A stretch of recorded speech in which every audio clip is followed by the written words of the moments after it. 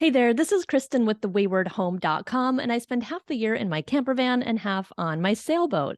So today on the Wayward Home podcast, I am speaking with Scott Tatum, who has a popular Instagram feed called You Can Outdoors. And Scott is also a nomad and lives in a four-wheel truck camper. And that's the company that's also sponsoring this episode. So Scott, I'm so happy that you're here chatting with us today. Thank you. Yeah, thanks for having me. I'm ready to go. Awesome. So first, I want to talk a little bit about your nomad status. So how long have you been traveling and living as a nomad? So it's almost 5 years. Yeah, so it started when my youngest son was we're launching him out into the world. So I just made some plans. Started out in a 16-foot trailer, then went into my truck. Well, did the trailer for 2.5 years. Went into my truck for a little over a year. I just kind of redid it and kind of did a build out for it, and then went to on the Appalachian Trail last year for 94 days. And when I came back out, I'm trying to figure out. I knew I wanted to travel again, so I got hooked up with four-wheel campers and set up with that, and I'm back out on a 2-year commitment for myself. Just moving around. So fun. And what prompted you to want to be a nomad in the first place? Yeah, my whole journey, and when people that they do investigate my social media a little bit, they'll kind of see what I'm about and where I've come from. But this has been kind of a personal progression, and again, it's kind of a personal journey around my self-care, and also I wanted to minimalize. There was a lot of things tied into letting go of a lot of possessions, and again getting in that minimal state and working toward that, and which I did over this goal period of time of progressing down into a backpack, and then now deciding going forward what I wanted to have or not have. But it's the I found hiking the outdoors saved my life originally. That's kind of where it all spurned this self thing I went on starting about 10 years ago, and this was just a great progression to get further out in places and hike. And the nomad spirit and that life is all about healing the mind, body, and soul for me. Totally. And just being out in nature is just such a positive impact on our mental health and well-being. Absolutely. Same with me. I'm in a house now just temporarily, and I just want to get back to my van. But if Yeah, if it you gets in your blood. it does. What is, Yeah. yeah, for you, like, what does it mean for you to be just out in nature all the time and hiking and doing what Well, you're, I have to be. It's that's where it is for me in my life. It's I've progressed a long ways, and through this process, and again that being part of saving my life. And when I talk about saving my life, it's not like I was fixing to go on a mountain and jump off. It was going forward in my life. I had kind of given up on myself, um, and it was, kind of lost any ambition, and just, all the catastrophes I created in my life. And I just was living life. And I went on a hike one day, and I haven't stopped. And this has just been a part of it. And I've always had a nomad spirit in me. And it just, I can't, right now, I couldn't shake it if I wanted to. The times that I've taken a minute, and like you're doing right now, that's pretty much all I was thinking about, was getting back out and going and searching and exploring, and just being in it, immersing myself in it. That's what it means to me, is just immersing myself in it, and it's what keeps me, again, healthy everywhere in here. totally. So did you notice like a transformation in yourself in the past 5 years of being a nomad? Oh yeah, it's very freeing. You really get into a place that it helps you calm your mind, and again, it calms everything, and you just you stop worrying about anything else. You stop worrying about other people, and I don't mean your family or your friends or your loved ones. Having your relationships and your worries with them. I'm talking about worrying about what people think, or worrying about just just dumb stuff and just getting up and moving. Because for me, it's having the rig I have now and being able to, especially is designed after doing it so long, I can literally in 5 to 8 minutes be on the move. So for whatever reason, because I want to, because something comes up, because I'm just not feeling where I'm at, to whatever, I have that ability, and it's just very freeing to live that way without the constraints of of life and bricks and sticks and bricks and all of those things that go along with that kind of stuff. Yeah, totally. And so you started in a 16-foot trailer, right, that you pulled? I did. Yep. Yep. I Yeah. did. And how did you make that decision to get rid of that and go even smaller? Well, I want it was part of that minimalization process. Now, I didn't quite know exactly how that was going to happen. It wasn't in my head to. The first step was I wanted to go small with a trailer. I looked at 20-foot trailers, 25-foot trailers, and trying to figure out what kind of rig to get. And when I first started doing the research on it, and I just wanted something small, and it was just me, and I just again, it was also to force me into not to having as least amount of stuff, that I could carry with me. And of course, 16-foot trailer and a truck, you can carry a lot of stuff. So I was still overpacked. So you just learn that you just have too much stuff. But yeah, I started there. And then again, as I was doing, I was like, you know what? I'm ready to take a next step. I had a 2-year commitment to be in that trailer. I made it 2.5.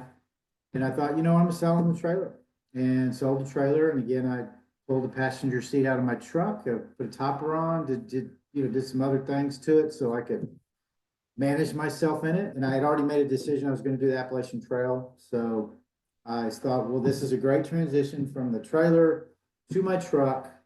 That was going to be about a year, right at a year before I went out on the Appalachian Trail. So 16-foot trailer, truck, backpack, now what? So it just ended up being in that progression. And this is what I decided I wanted to continue was, again, this part, getting back into my truck, but I just wanted it to be different than those two elements I had. I wanted a little bit of the comfort of the trailer, a little bit more of the space of the four-wheel camper, and then still to be very mobile, and be able to go back further on national forest lands and do those things where I could be more remote and all those kind of things. So that. Totally. And how did you first come across the four-wheel pop-up campers? I was looking when it was even before I came off trail. I was like, I think, I'm certainly going to go back on the road. And so I'm going to look at some option. I was originally started looking at the truck camper tents, the rooftop tents. Yeah, yeah. Looking at those, and then when you start doing stuff like that, it starts leading you down all these other options. I looked at the truck tents. I had some opportunities with that, and then I ended up talking with Dan at Four Wheel Campers, and I just like the people. I like their story. I like how long they've been in business.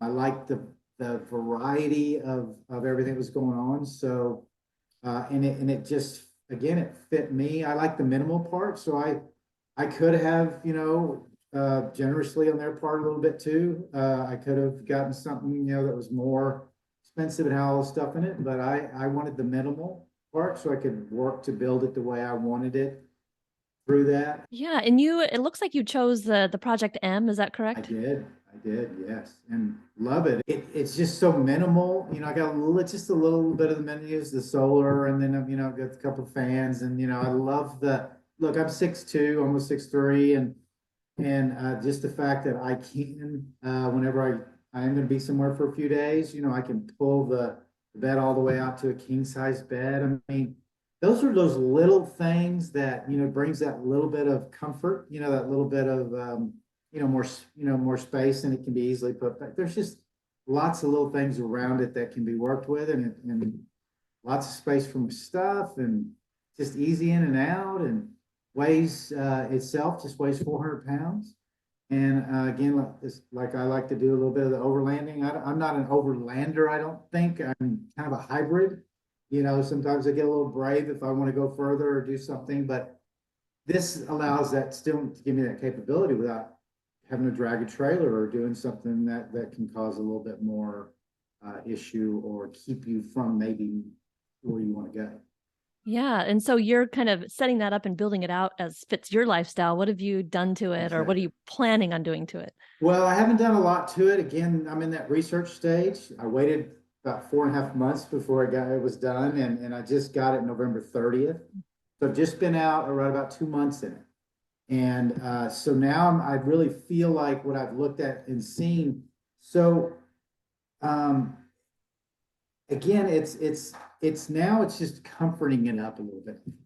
You know, it's not so much again, remember it's me. And I think that I always try to stress that to people, because there is a difference when there's two people or there's whatever. Again, then it becomes, you know, the elbows touch a little bit sometimes depending on what you're in. But so it's just comforting it up. It's I don't think there's a whole lot that needs to be done to it. Again, I need to do work on the, you know, getting more of an electric, refrigerator thing versus just a cooler. But the cooler is great for me because a couple of bags of ice gets me through the week. But so things like that, I'm trying to figure out, you know, the pull-out system for cooking. You know, I'm a tailgate cooker. I don't mind just, you know, slapping my little board platform down and put my little stove on it, or my little pocket rocket, making my bowl of water for coffee or whatever.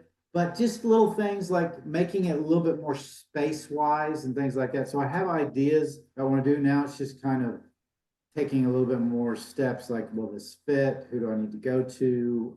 Where can I, you know, just kind of things like that. So I like efficiency. I like my stuff in places. So if you were to go even look at it now, pulling into my son's, you know, it's, you know, I need to clean it a little bit, but everything's going to be in its place.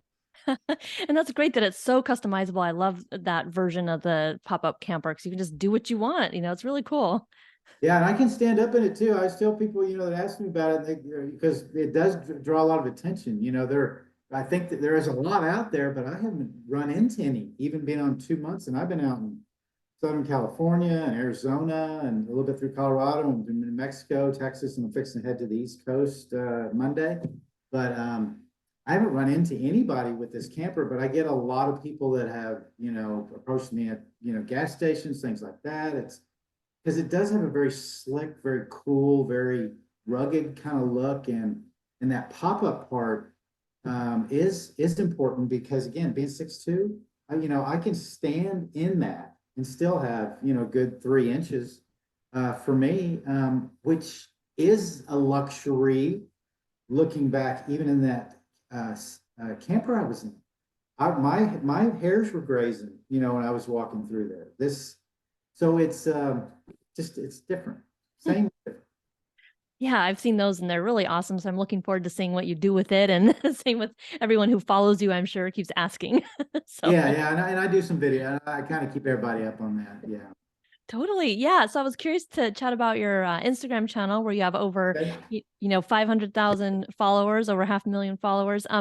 This is a really cool, inspirational, you know, feed that I was watching some videos, and I'm just curious, what gave you the idea to start on Instagram in the first place? Well, I was so I have, you know, I have adult kids, you know, my boys, and so, you know, and then I'm 62, so you know, there's no distinction that I'm not a little aged, but there's, you know, I came from that time that, you know, there was no social media, there was none of this stuff going on. So I feel very lucky. And when I talk to people about social media, and even people my age, or a lot of them are adverse to it and they think it's best to be off of it and things like that. I don't believe that, and I have a different approach to it. And part of it has been because of my kids, because that was really kind of introduced to me through me. I mean, I knew it was there, but it was kind of like their Facebooks and their things like that. So I got on it in 2010, had some business stuff I wanted to play around with on Facebook and do some advertising. And then I just progressed with it. And this has been about the time I started doing memes. Like I was traveling, taking pictures, and then whatever I was reading, because again, all this stems back to, again, my personal journey that I've been on, which I refer to as self-care savage thing, and taking care of yourself first. You can only be better for others if you're better for yourself. That's my message. That's what I promote, and I push it hard.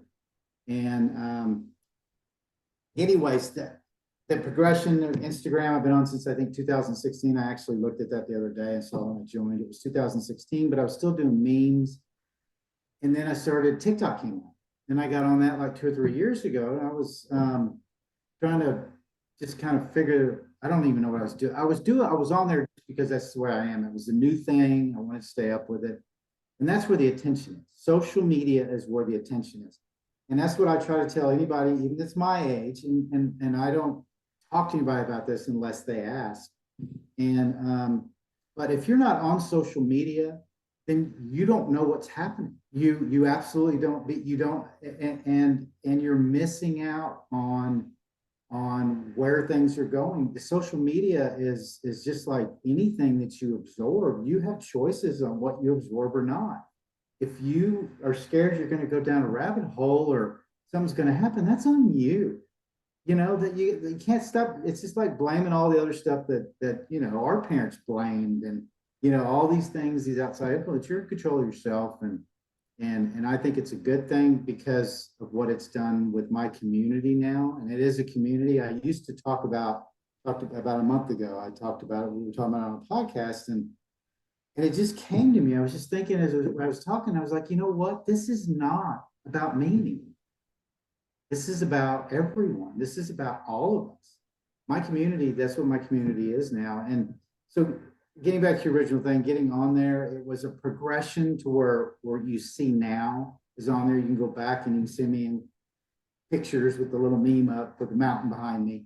But now it just got into that, and then it's just evolved in these friendly reminders, and I have to do them. It's if you go through, you can go through the one I put up this morning. You can go through there and look at the hundreds of comments, and you can hear all the people thank you. You saved my life. I was able to move through a toxic relationship, this, that, and the other. This is not by design. I didn't set this up, and this is where I wanted it to go. All of this social media stuff that I'm getting a lot of attention on was for me, to hold me accountable. It was things that I was reading. It was things I need. Everything I put up, I need to hear over and over and over and over again. It's taken me a long time to get to the point I am now. The outdoors, this nomadic lifestyle, hiking, social media, every bit of it is my therapy. That's why I live it. I'm immersed in it. And that's what I need. I'm not someone with my past and the things I needed to move through. I didn't need the passive therapy or being spoken to, or the pats on the back, it'll be okay, and let's cry it out. No, I needed it a bat upside my head, and I needed to be shaken into look what you've been doing. And you can continue down this path and give up on yourself and just wait till you die. Or once I got on that hiking trail and things started changing, I just immersed myself in it. It just turned into the whole savage thing. And had some people go, it's a great message. I love your videos and things like that. But could you just take the savage off? No, look up savage in the dictionary. It's not a negative thing. I'm fiercely, and believe that it has to be approached with a fierce attitude to push through a lot of what's going on in this world today, and a lot of what most people don't have self-worth. And I'm going to say it again. Most people do not have self-worth, or they have very low self. And that's just a big core of my message. And it might be a long-winded way of what you just asked, but I'm very passionate about it. It means a lot to me. And I am also very fiercely protective of the community and my social media. And I brought my youngest son in to help me with some YouTube stuff and some longer form videos. And I still haven't released, my password to some of Instagram. Everything else can crash. but I'm just fiercely protective of Instagram. Even though TikTok, I've got 500,000 plus people. Facebook, it's got 23 plus thousand. So again, it's just grown. It's grown beyond me. So I feel protective of it, and I want to continue. Now my gears have shifted with social media to do whatever I can to get my message out the best, most effective way I can, and with the elements of hiking the outdoors, and pushing that narrative that's where you're going to heal your mind, body, and your soul. And I love that people can go on and watch short clips where you're giving them reminders about, their self-worth. Describe those a little more, like, what are you trying to impart through your messaging? I'm talking to myself. And the reason I think it just kind of, people started really, really resonating with it is somebody told me one time back when I started kind of putting this stuff out, and they kept, it was somebody that was already in social media, and they were trying to give me some tips. And I really want them because I was always that, well, I'm not doing this because I wasn't doing it for anybody else. This is for me. I'm not trying to do this, right? But they just said, look, let me ask you a question. They said, what are you looking at when you're recording, on your phone? And I said, I'm looking at myself. And I said, don't look at yourself. Stop looking at yourself because they don't think you're looking at them. And they said, look in the little camera hole, at the top. And that was really hard to kind of do, not look at yourself and do that. But I started doing that, and it was very quick. People started commenting, I feel like you're talking right to me. Why do I think you're talking right to me? It immediately, whether they knew it or not, it really started, they felt like a real hardcore connection. Plus, I think too, it's because it's real. There's no production to it. I'm on my phone, I'm on a trail or wherever I'm at, and I don't go out with something scripted. I'm still churning and burning, and something comes up, and it may even be a quote. It may be a quote from someone else, but I spit it out with my words and what it means to me. And so it's not for me anymore. It is for me, but it's for everybody. That's such a big motivator for me, because it's almost like my therapy I was using for myself and putting things out to be held accountable. Now it's 10x now. It's a higher level for me that I'm so grateful. I mean, there's just nothing but gratefulness around this for all of this for me. There's for whatever reason it's evolved into this, and I've got a book coming out. I've got ADHD, or not so much the H anymore, but a lot of ADD still that I work with and fight, on my own. And I'm dyslexic. I'm so much of a better reader. I absorb so many things better. When I was 62 years old, I feel like I'm there's some things, I'm just broken through some things that, that have been decades, decades that were, in the coming. And I mean, last thing I'll say about that, because those kind of things that I had when I was a kid, there was no dyslexia as I did research on it as I got older, dyslexia was just coming into the map into the mid 60s when I started in school. And then, that's again, but my point is again, this is what this stuff has brought to me. And this is what I just want to bleed it into whoever else wants any of what I have to say or what I've been through. I think stories are powerful, and I think people should talk about their stories as much, because it's just that one person that can touch or help. And again, if anybody goes through my comments, you'll see it won't be long before you can understand how could you stop?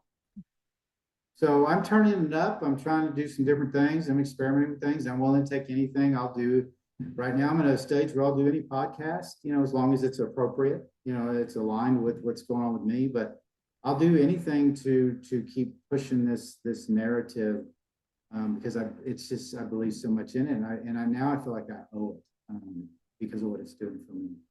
Yeah, and it's so authentic. Like you were saying, you're just holding up your phone and, recording into it. There's no fancy production, because so much of Instagram and social media is so fancy and like unattainable and not relatable, where you're just like, this is me and this is what I'm offering. So I think people gravitate toward that these days. I agree. I think they get spotted as, it's people are not dumb, and people can feel it. Social media is great to make things go really fast, but this is some of the things that slow it down too. It's just, everybody can go on there and talk and say things. And if they're, a lot of times if they look good, or they want to present themselves in a certain way, or they're charismatic, or they have that, they're going to draw in those people that are still in that victim mentality, and that wants some approval and wants some help, and they latch on to that face on them. And it keeps it going and moving. And anyways, see, I'll go off on you. You don't reel me back in. Well, it's great that you're so passionate about it, and you're obviously reaching so many people and helping them. Like you said, if you just read the comments, people are really into what you're doing, and it's all very positive, I think, which is really Most cool. Absolutely. So it's very inspiring that you can, be successful on social media, with just such an authentic, low budget message. It's really cool. I think that it's really everybody neat. can do it. Just, I don't got anything. So I encourage anybody to get it, stick the phone in your face and say what you got to say. Yeah. Yeah, true. And I'm just wondering if you have any advice for people who are thinking about being a nomad. They're kind of on the edge. They're not sure. What would you tell them about it? I just do it. It's obviously do your research. Everybody's different. Everybody's physically, whatever your capabilities are, to what you feel like you do need is in size wise. Again, a 16-foot camper is very small that I started in, but it ended up being too big for what I wanted, and what I wanted to do with was to minimalize. I was not, and again, just do it, pull the trigger and go. And the way to do that, it's just like when people ask me about the hiking. I don't know how to do that. I'm afraid to go outside and all that. Good. That's part of it. But you can take baby steps. Go rent a trailer, borrow one from a friend or family member, or whoever, whatever they have, campers, whatever you're interested in, if you can, or go rent one, do whatever. Go out for a day, just drive it around. Go reserve at a state park where it's nice and safe and it's lit, and you can go camp for the weekend with you or whoever your partner is, or family, and just just try it out, and you'll see if you like it. One of the biggest mistakes I do see people make is they don't do a lot of that. They think, oh, it's just this romance. They're looking at YouTube videos that are a bunch of crap. They're not looking at all of the things that are, look, when I went out on my 16-foot camper, there was a lot of times it's like, what did I do? And I was, I cried my eyes out, just like, oh, this is just so horrible. Why would I want to do this? But again, so, test baby steps. But just do it. You got to take action. And again, research is great, and I'm advocating for it. But that could only go so far. You got to go experiment, go play around, go. You don't have to do it all at once. You don't have to sell everything and do whatever. Make sure it's really something you feel like you want to do. If you do, and you will push through those tough months, you will never be the same again, and everything that you will get from it will be good. Mm-hmm. So true. I say that with 100% confidence. What really good advice. Great. Is there anything else you wanted to add that we missed? No, I think that's good. I mean, I really appreciate being on here.